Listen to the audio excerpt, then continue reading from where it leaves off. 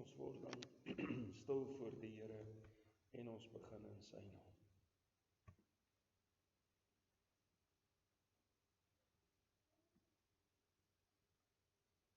Die lam wat geslag is waardig om te ontvang die krag en rykdom en wysheid en sterkte en eer en heerlikheid en lof. Geliefdes, genade, barmhartigheid, vrede van God die Vader en Christus Jesus ons Here deur die werking van die Heilige Gees. Amen. Kom ons loof die Here deur saam te sing Gesang 181. Gesang 181 verse 1, 3 en 4. Gesang 181 verse 1, 3 en 4.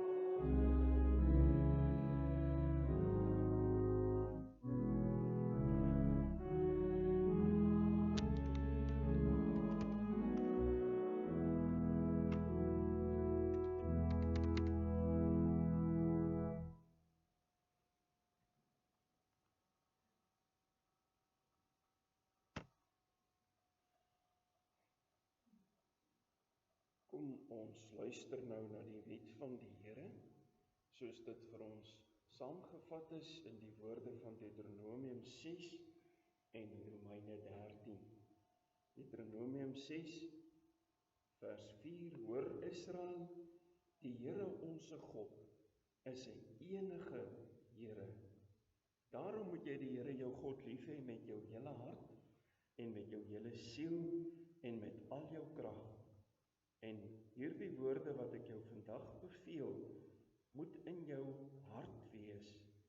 En jy moet dit jou kinders inskerp en daaroor spreek as jy in jou huis sit en as jy op pad is en as jy gaan lê en as jy opstaan.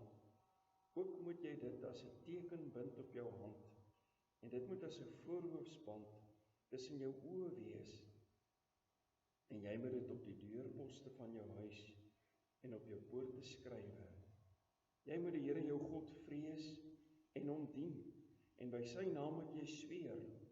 Julle mag nie agter ander gode aanloop uit die gode van die volke wat rondom julle is nie, want die Here jou God is 'n jaloerse God by jou, sodat die toorn van die Here jou God nie teen jou ontvlam en hy jou van die aarde verdelg nie. Julle mag die Here julle God nie versoek soos julle hom by Massa versoek het nie. Julle moet die gebooie van die Here julle God en sy getuienisse en sy insettinge wat hy jou beveel het, ywerig onderhou.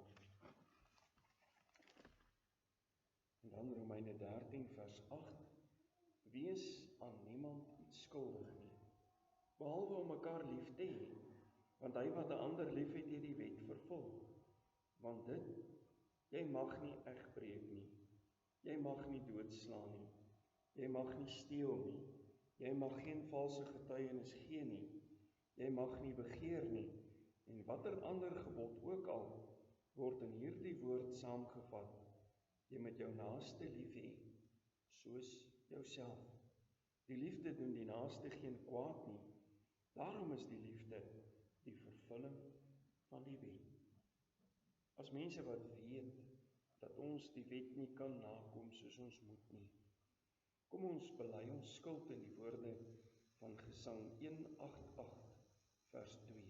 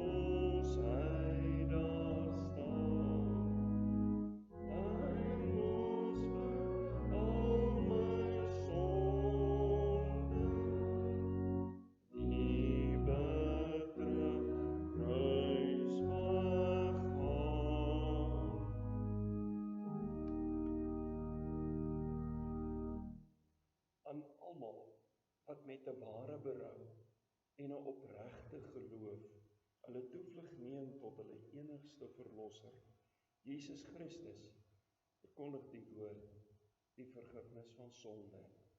Maar aan elkeen wat in die sonde volhard en die genade verwerp, verkondig die woord van God, dat die toorn en die straf van die Here op hom sal bly, solank hy in sy sonde bly lewe. Hebreërs 2 vers 17 en 18 sê, daarom moes hy in alle opsigte aan sy broers gelyk word, sodat hy 'n barmhartige en getroue hoëpriester kon wees, om die sondes van die volk te versoen. Want deurdat hy self onder versoeking gelei het, kan hy die help wat versoek word. As mense wat dit glo, kom ons bely ons geloof in ons harte saam, in die woorde van die 12 artikels.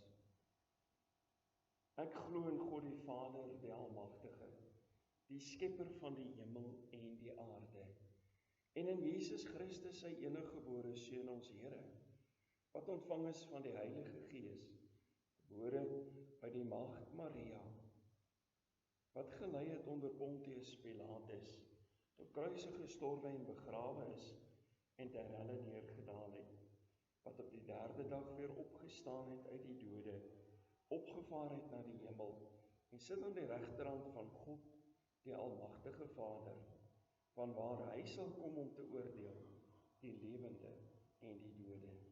Ek glo in die Heilige Gees, ek glo aan 'n heilige, algemene Christelike kerk, die gemeenskap van die heiliges, die vergifnis van sondes, die wederopstanding van die vlees, en 'n ewige lewe. Amen. Ons sing as toewydingslied en as lied van bevestiging van ons geloof, Gesang 188, verse 1 en 3.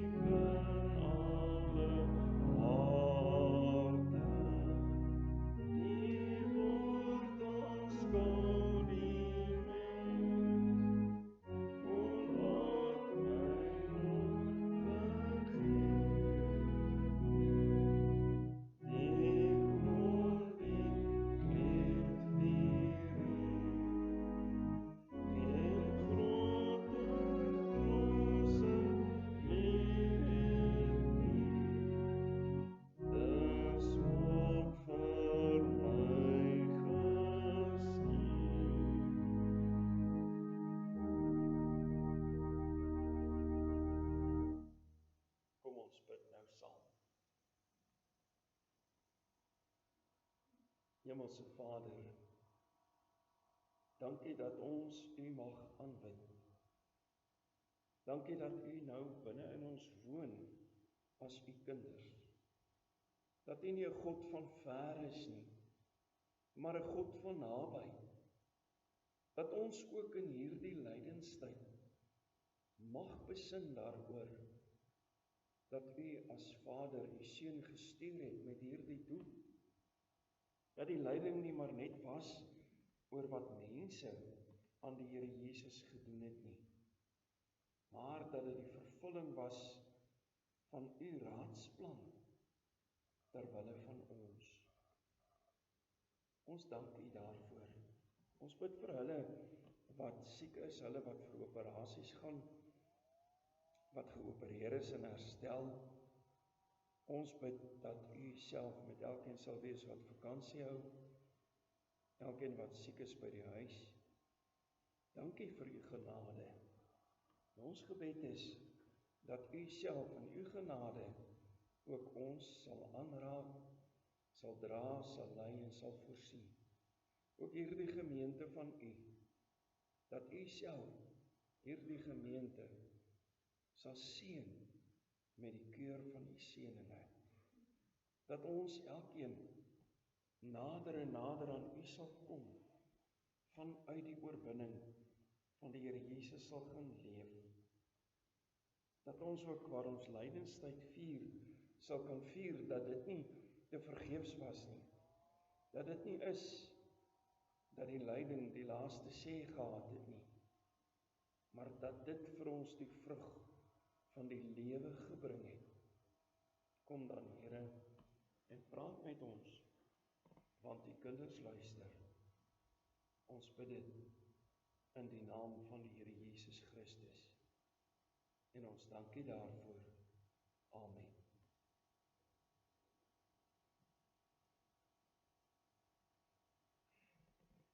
Ons lees uit die woord van die Here vanoggend, Hebreërs hoofstuk 2, en ons lees vanaf vers 14, die geheel is eintlik vanaf vers 10, maar omdat ons dit nou al meer kere gelees het, kom ons lees net vanaf vers 14. Aangesien die kinders dan vlees en bloed deelagtig is, het hy dit ook op dieselfde manier deelagtig geword, sodat hy deur die dood hom tot niet kon maak wat mag oor die dood het. Dit is die duiwel, en almal kon bevry wat hulle hele lewe lang uit vrees vir die dood aan slawerny onderworpe was. Want waarlik, hy bekommer hom nie oor die engele nie, maar oor die geslag van Abraham bekommer hy hom. Daarom moes hy in alle opsigte aan sy broeders gelyk word, sodat hy 'n barmhartige en getroue hoëpriester kon wees in die dinge wat in betrekking tot God staan, om die sondes van die volk te versoen. Want deurdat hy self onder versoeking gelei het, kan hy die help wat versoek word. Ons lees net so ver. Broer, suster, ons is doodbang vir die dood. Die vraag is, moet ons wees? En as ons dan sien wat staan hier in die woord, hom tot niet kon maak wat mag oor die dood het, dan moet ons vir mekaar vra, maar het die duiwel dan vandag nog mag oor die dood? Met ander woorde, het die Satan mag oor my en jou? Hoe moet ons dit verstaan? Ons kan dit saamvat deur te sê, Jesus Christus het die duiwel kragteloos gemaak. Jesus Christus het die duiwel kragteloos gemaak. Dit is dus natuurlik dat ons die dood sal wantrou, sal versigtig wees. Na die sondeval was die dood ons vyand. Was die dood die straf op die sonde? Ons kan dus maar so 'n bietjie miskien bang wees vir die dood.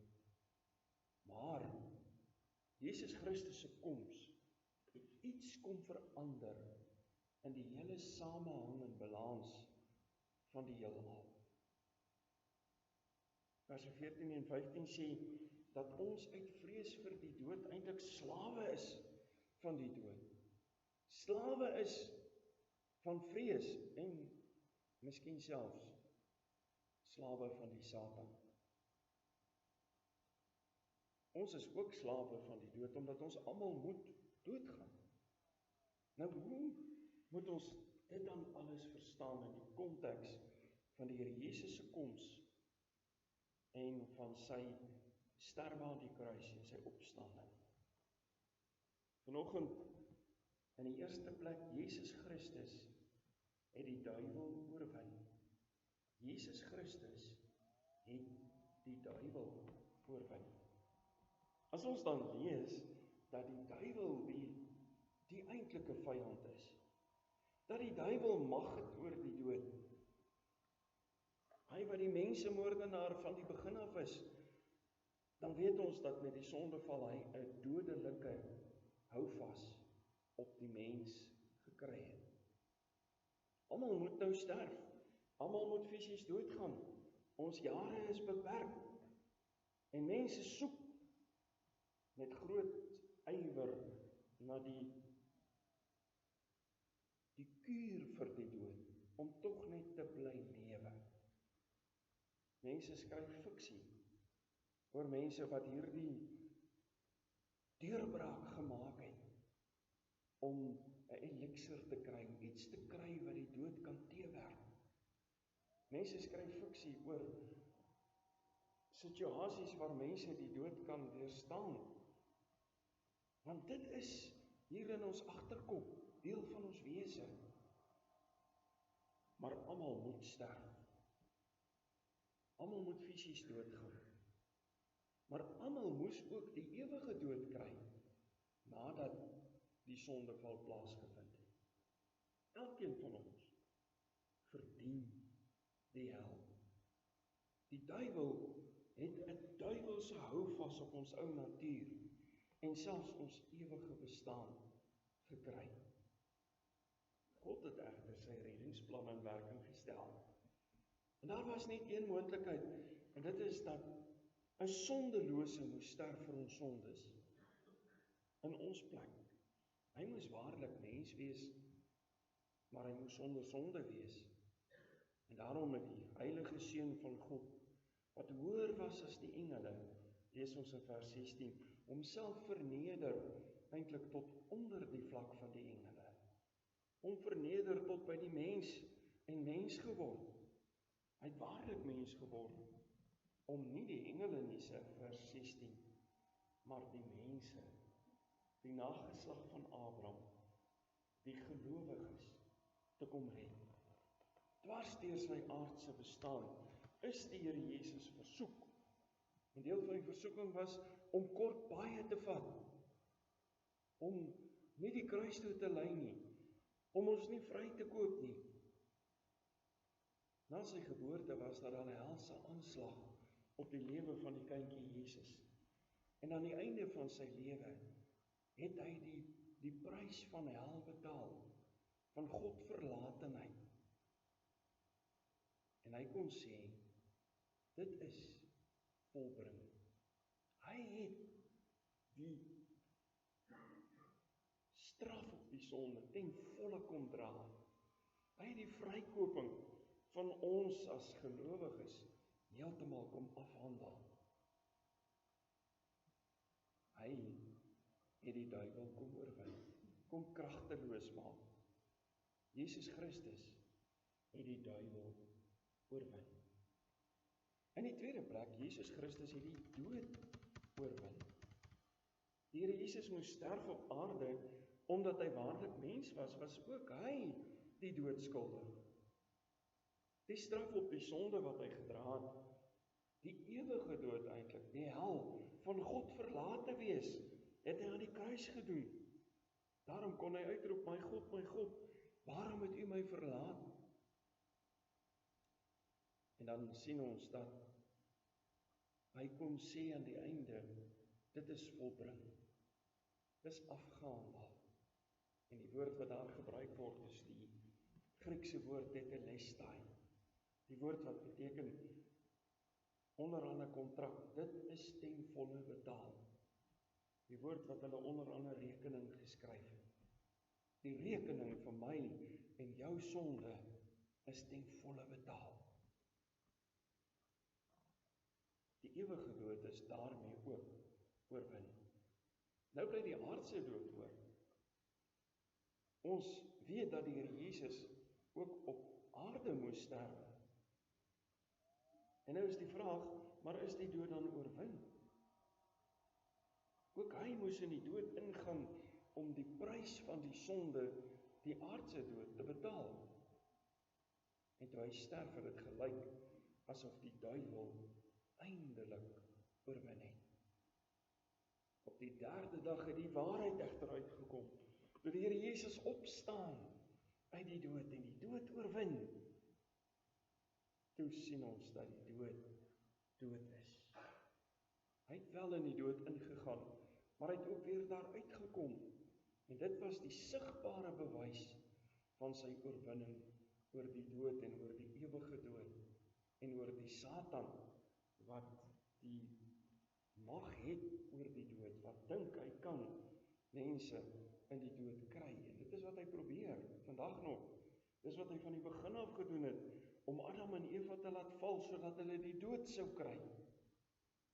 En dis wat hy vandag nog doen. Hy kyk of hy nie mense kan laat struikel, dat hulle God verlaat, sodat hy die dood oor hulle kan bring nie. Die sigbare oorwinning oor die dood was egter reeds lankal aan die gang. Daarom het sy doop by die Here Jesus al gesê, ek het die Satan soos 'n bliksemstraal uit die hemel sien val.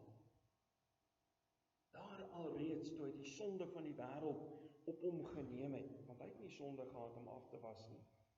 Sy onderwerping aan die doop van bekering van Johannes was eintlik 'n opneem van ons sonde.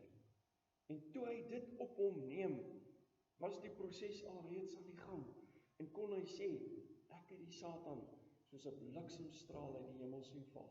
Nooit weer mag die Satan vir my en vir jou aankla, soos hulle vir Job en Sagaria aangekla het nie. Nooit meer mag die Satan ons by God gaan aankla nie. Want die prys is betaal, die rekening is ten volle betaal. Dit is amper deurgetrek met 2 rooi strepe en daar is tetelestai oorgeskrywe. Jesus Christus het die dood oorwin. In die 3de plek, Jesus Christus het die versoekings oorwin. En nou weer eens, ons wat sê, maar ons gaan nog dood. Ons voel nog hoe die duiwel ons aanval. Ons kan ook sê, ons het nog versoekings wat op ons pad kom. Ons worstel nog daarmee dat ons laat verblind, dat ons so slawe word van 'n ding om dit te gaan doen wat ons weet ons moenie doen nie. Paulus het geskryf al, dit wat ek wil, dit doen ek nie. Dit wat ek nie wil nie, dit doen ek. Hoe is dit dan dat die versoekings oorwin is? Vers 17 en 18 sê dat die Here Jesus al die versoekings moes deurstaan as 'n gewone mens. Hy het soos ons geword, regtig mens geword. Hy het al die versoekings beleef wat ons beleef, dat dit by hom net nie oorgegaan tot sonde nie. Hy het telkens oorwin en hom vrywillig aan die wil van die Vader onderwerp. En daarom het hy medelee met ons. Daarom verstaan hy ons versoekings en het begrip vir ons. En let op, hier staan nie dat die Here Jesus vir die sonde sê, toe maar nie. Toe maar, gaan doen dit maar nie. Hy verstaan dat ons in versoekings kom en hy wil ons help. Hy wil nie ons oorgee daaraan nie. En daarom is hy in medelee ook by die Vader, en tree hy by die Vader in vir ons, ook op hierdie oomblik. Elke keer as ons ly, as ons swaar kry, as ons in versoeking kom, dan tree hy vir ons in by die Vader. Ons het nou volgend gehoor dat die duiwel oorwin is, kragteloos gemaak is. Ons het ook gehoor dat die dood oorwin is, dat ook die versoekings oorwin is. Maar ons beleef dan nog dat ons doodgaan. Ons beleef dan nog dat die versoekings op ons pad kom, dat die duiwel ons aanval. Die duiwel is nog uiters gevaarlik. Sy oorwinning en sy kragteloos maak is dat hy gebind is, soos 'n hond aan 'n ketting, of 'n leeu in 'n hok. Maar hy loop nog rond soos 'n brullende leeu. En hy brul nog, en hy dreig nog, en hy probeer nog verlei. Hy lok ons in versoeking in, sodat ons binne sy bereik sal gaan speel. Hy lyk so mak, en dan wil ons hom gaan vryf, en dan verskeur hy ons. Ons hoor die duiwel is soos 'n leeu in 'n hok. Het u al gehoor, ek het al daar in Bloemfontein gehoor, hoe die leeu's brul, dat die hele stad dit amper hoor. Maar hulle is in 'n hok. Hulle is vasgevang. Hulle is nie 'n gevaar terwyl hulle daar is nie. Maar hulle brul. En so loop die Satan rond soos 'n brullende leeu, om te kyk wie hy kan verslind. Om te kyk wie hy kan mislei, om te sê, ek het mag oor jou. Maar sy mag is gebreek. Hy's kragteloos gemaak, sê die 2020 vertaling. Sy tande is as ware getrek. Die dood is oorwin. Ons gaan nog dood, maar die dood is nou vir ons net 'n deurgang. Dis eintlik net vir ons 'n portaal, waardeur ons loop om aan die ander kant in die ewige lewe uit te kom. Die ewige dood is dood vir ons. Ons is vergewe. Ons gaan saam met die Here Jesus as hy weer kom, op die wolke regeer en oordeel oor engele en mense. Ek en jy is vry van die dood. Die duiwel het net 'n sekere reikwyte, maar hy sal dit nie erken nie. Hy sal dit nie vir ons laat verstaan nie. Hy kom maak of hy al die mag het. Hy kom maak of hy nog die heerser is oor die dood. Want die dood is oorwin. Die duiwel is oorwin. En daarom is dit waaroor hy mag het nie meer bedreiging nie. Maar as jy binne sy bereik gaan speel, binne sy hok gaan peter, met ander woorde met die dood gaan speel, of die versoekings gaan opsoek, dan gaan hy jou seermaak. Kan hy jou nog seermaak. Daarom sê die woord vir my en jou, wees waaksaam, bid gedurig, trek die wapenrusting van die geloof aan, vlug vir die duiwel, vlug vir die versoekings, vlug. En ja, ons mag natuurlik maar ons vitamines drink en ons oefeninge doen en ons alles probeer om gesond te wees, om nie voor ons tyd dood te gaan nie. Maar as die Here ons kom haal, dan is dit wonderlik.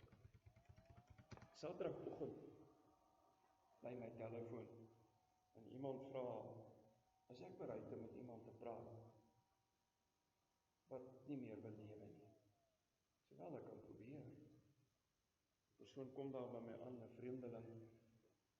Hy vra vir my, mag ek maar my eie lewe neem? Mag ek maar my lewe neem?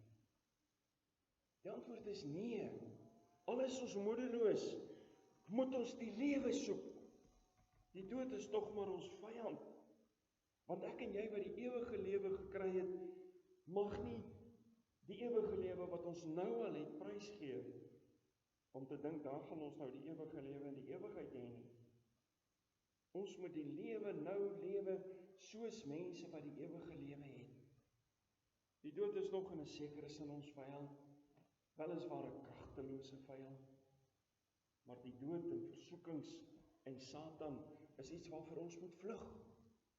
Dis kragteloos gemaak. Dis nie sterk genoeg gemaak om ons te oorwin dat ons moet dit doen nie. Al mislei die Satan ons hoe, is nie waar nie. Die Bybel sê geen versoeking sal ons aangryp, behalwe 'n menslike nie. Ek en jy moet nou in die krag van die nabyheid van die Here oorwinnend oor die duiwel, die dood en versoekings gaan leef. Is die dood dan om saam te vat nog ons vyand? Ja, die dood se tande is getrek. Die dood is ook in 'n hok gesit. Ons moet dit nog beleef, maar dis nie meer die ewige dood nie. Dis 'n tydelike situasie totdat Jesus weer kom op die wolke. En as hy kom, is dit weggesluit. Dan sal daar geen dood meer wees nie. En as ons gesterf het en by die Here is as gelowiges voor die wederkoms, sal ons ook nooit weer dood beleef nie. So ons moet dit nie soek nie. Ons moet dit nie gaan haal nie. Ons moet nie speel met ons lewens en roekeloos wees nie. Maar die dood is oorwin. As dit kom, as die Here dit beskik, dan is dit niks om oor te vrees nie. Is die duiwel die heerser oor die dood? Hy is van die begin af 'n mensemoordenaar. Hy het die dood op ons pad gebring. Maar sy krag is weggevat. Hy's kragteloos gemaak. Die duiwel, en daarmee saam elke vorm van dood, is nou eintlik dood. Ek en jy moet dus nie gaan skoorsoek met die brullende leeu nie. Ons hoef nie te vrees en in vrees te lewe nie. Ons moet wel in die nabyheid, die beskerming van die Here gaan leef. Net nog 'n beeld, as jy daar by die dieretuin kom, daar's die leeu's daar in 'n groot leeuhok, 'n leeuput, dat hulle nie kan uitspring nie. Maar partykeer is daar 'n leeu in 'n hok, en dan is daar 'n bordjie wat sê, bly agter die kettinge. Dan is hier 'n heiningetjie of ketting so end van die hok af. Ook as jy by 'n leeuplaas kom, dan is dit nie iets wie se kop jy kan gaan streel nie. 'n Leeu bly gevaarlik. Maar as jy wegbly van hom af, kan hy jou niks doen nie. Die duiwel en elke vorm van dood is oorwin. Ons moet dus nie gaan skoorsoek nie, maar ons hoef nie in vrees te lewe nie. Ek en jy hoef ook nie aan die versoekings toe te gee nie. As ons elke keer toegee aan die versoekings van ons eie ek, van ons ou natuur, dan is dit 'n keuse, want dit is nie meer bindend op ons nie. Ek en jy moet in die beskerming en die nabyheid van die Here gaan leef. En dan sal ons nie hoef te vrees vir die duiwel, vir die dood, of vir die versoekings nie. Broer, suster, beleef jy ook dat ons so baie keer so hartseer moet wees, omdat ons maar net weer toegegee het aan die versoekings? Dan sê die woord vir ons vanoggend, dit is oorwin. Jy hoef dit nie te doen nie. Maar die manier is, gaan lewe naby, onder beskerming van die Here. In die skaduwee van die Allerhoogste, sê die woord. In die nabyheid van die Here. Gaan skuil op die rots, Jesus Christus. Gaan skuil in die veilige vesting van die Here se naam. So kan ek en jy oorwinnend gaan leef. Dit is ook die boodskap van lydingstyd. Kom ons bid saam. Hemelse Vader, dankie dat die Here Jesus die dood kom oorwin het, die versoekings kom weerstaan en oorwin het, en ook die stuurder van dit alles, die Satan, kom oorwin het. Dat die Satan kragteloos gemaak is, dat die dood ook kragteloos gemaak is, en dat die versoekings ook kragteloos gemaak is. Bewaar ons daarvan om krag daaraan te verleen, deur daarmee te gaan speel. Help ons om by U te skuil, sodat ons vir U kan lewe. Ons bid dit om Jesus ontwil. Amen.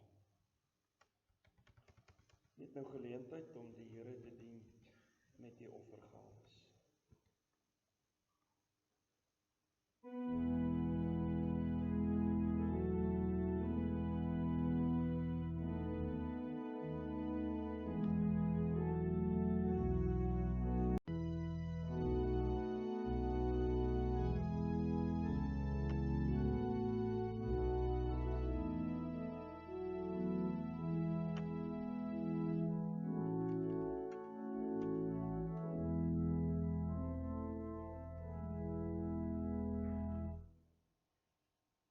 Die slotsang van die gemeente is Gesang 277, verse 1, 2, 3 en 4. Al 4 die verse van Gesang 277.